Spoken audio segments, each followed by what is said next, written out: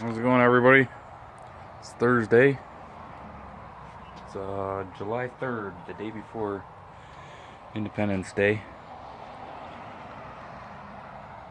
Figured I'd give you a quick rundown. I got the blackberries, or black raspberries, are finally popping on the property, so I'm going to show you some of those.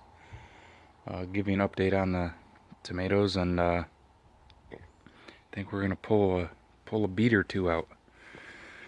I think they're done. I'm not quite sure, but we'll see.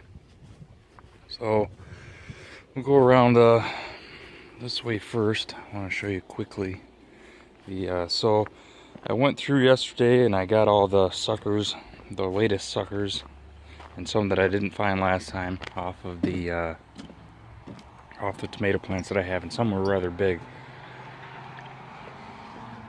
So I put them in water and made a mistake of leaving them out in the sun. So another rookie mistake for me. They are not looking so hot. Some look okay. Others are definitely toast.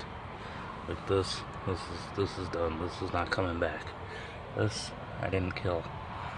So that was really stupid, but you know, it's not like I spent money on it. It's just another lesson. The same with, now I had done suckers before a couple weeks ago, and they did root, so I planted them, and as of right now, that does not look very good, and this does not look very good. It doesn't look horrible, but not good. Now this was the plant that I had inside all winter. I grew a full tomato plant, and I got I think 2 tomatoes out of it. A couple cherry plants. And that's just the stock. As it dies, I just been picking off the dead leaves to try and get all the energy up there. And believe it or not, now this started growing last fall, and then it stopped because it lost so much sunlight sitting inside in the window, and then it started growing again in the spring.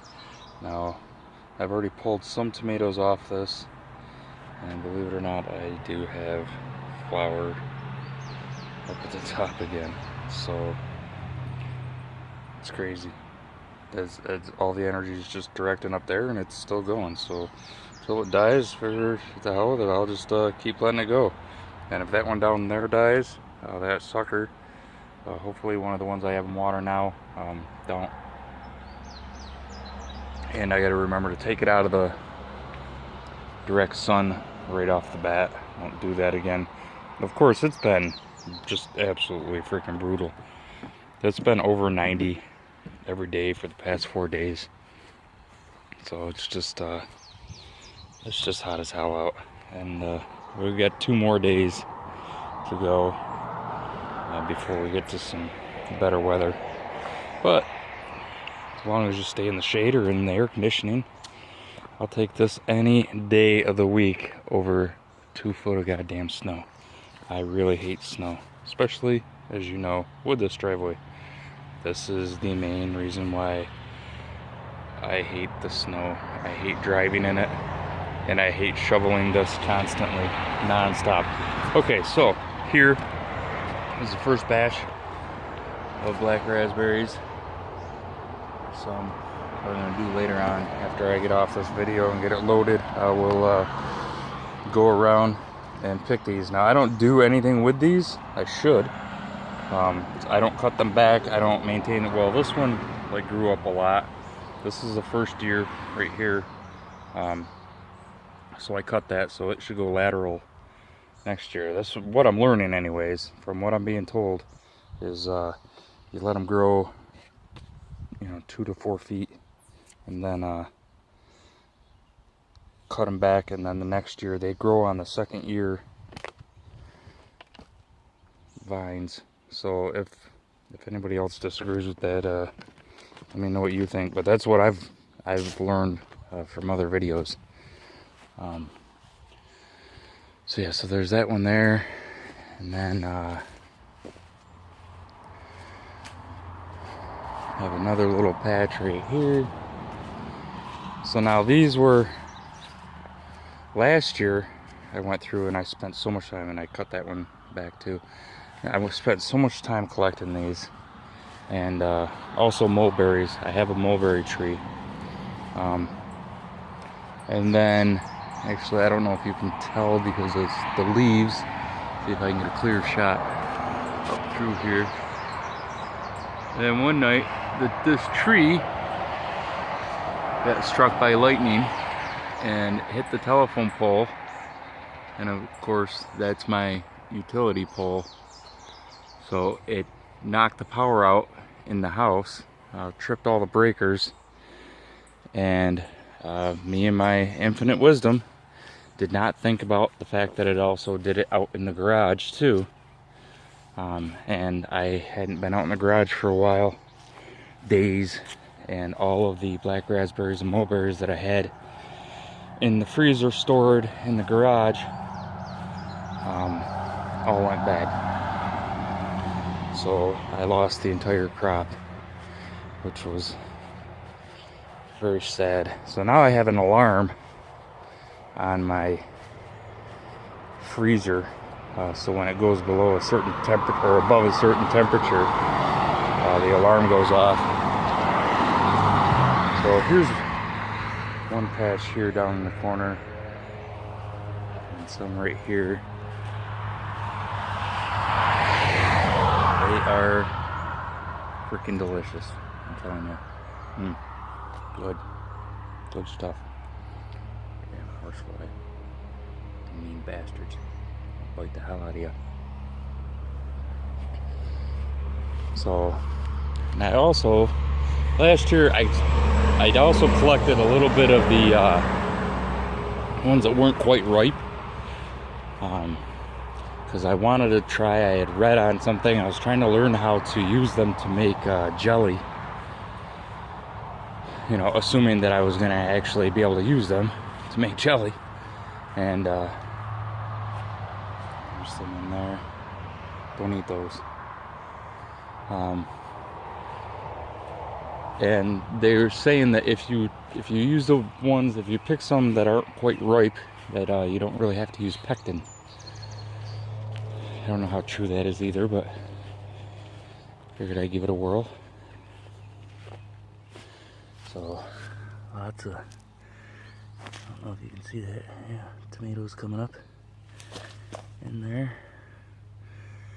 Everywhere, lots and lots of tomatoes growing this year. So, the plants are all doing great. And these ones.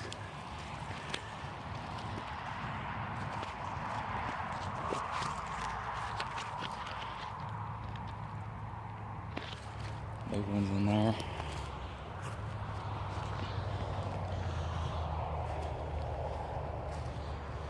Even on the small plants, I got some tomatoes growing. My grapes are actually growing up enough to where I can put them, that they're moving in toward the fence. So that's kind of cool to see. Cabbage still looks like just a plant. I've come to the conclusion this is not spinach. Neither is that. Neither is that. These are not spinach. I don't know what they are. But they're all the same, so they're whatever I planted. But yeah, I looked up spinach, how to harvest it, what it's supposed to look like when it's time to harvest it, and it did not look like that. So, tomatoes. Lots of tomatoes. And yeah, I think some of these peas are ready. I gotta get in here tonight and grab some of these bad boys too. Some of them flat. I'm wondering if I got two different kinds in here, but I don't think I do. They all came basically from the same package. But some of them are, no, because this is all on the same thing. And this one is huge, fat. And this one is very skinny, so they're just growing at different rates. So I gotta get some off of there, and go up to the last spot up here. The last couple spots. It's the big spot. course, I have them all up in the woods, and I am not going to go up there right now because the bugs are being ridiculous with the heat. And you get up in the weeds, and they're everywhere. But so are the blackberry bushes, or black raspberries, excuse me. I actually had an argument with somebody over this. They kept calling them blackberries. They are not blackberries, they're black raspberries. The main difference is when you pop them, that stays. So these are just the caps. On a blackberry, that whole thing will come off and would stay inside there. Plus they'd be a lot bigger.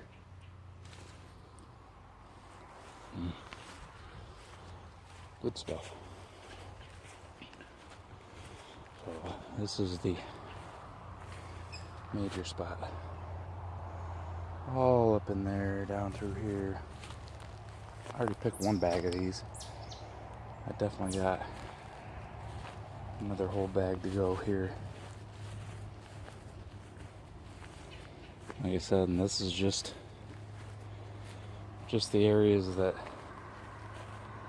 I get to straight from my yard, not walking into the bushes. So figured I'd share that with you. I'd share a black raspberry with you, but technology hasn't gotten that far. Give it time. Imagine how far we've come in. Well, I'm in my 40s. How far we've come in 40 years. In leaps and bounds. And where we're going to be in another 40 years. It's going to be probably literally out of this world. It's going to be crazy. Oh yeah, okay, so we're going to go try and pull a beet.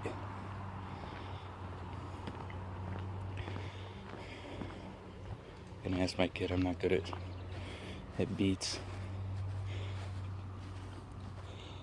I can pull them, I just can't drop them. Alright.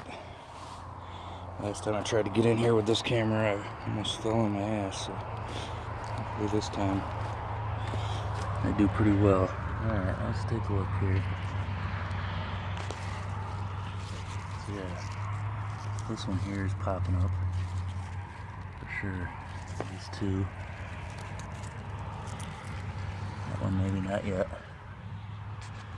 So let's see if I can wiggle them out of here, or if I'm gonna have to go get something. No, they're coming out. Oh, there we go. My first ever beet. Yay me! I won. Oh, I broke the freaking bottom off it. Okay, so this is one I'm gonna cook. See if I can get this one out of here with the rest of the root. And this little one, perfect size.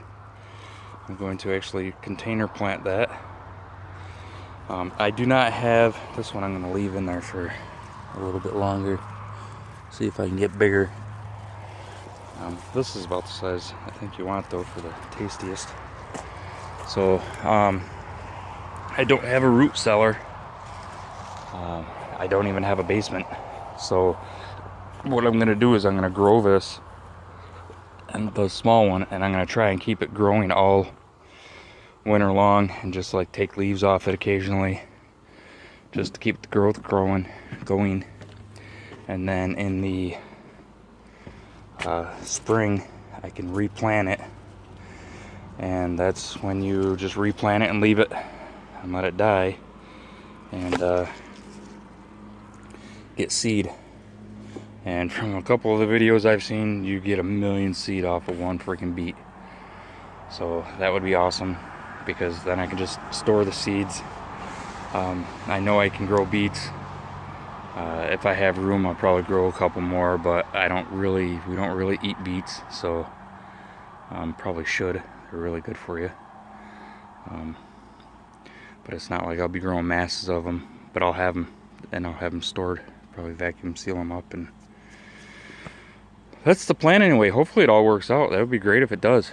So, alright everybody, I'm gonna get off here, sit in the shade. We'll wait until it calms down, cools down a little bit, sun goes down a little bit, and go pick some black raspberries and drink some beer and start preparing for Independence Day. I hope everybody enjoys, and always keep in your minds the men and women all over the world serving and protecting that flag and us. See ya!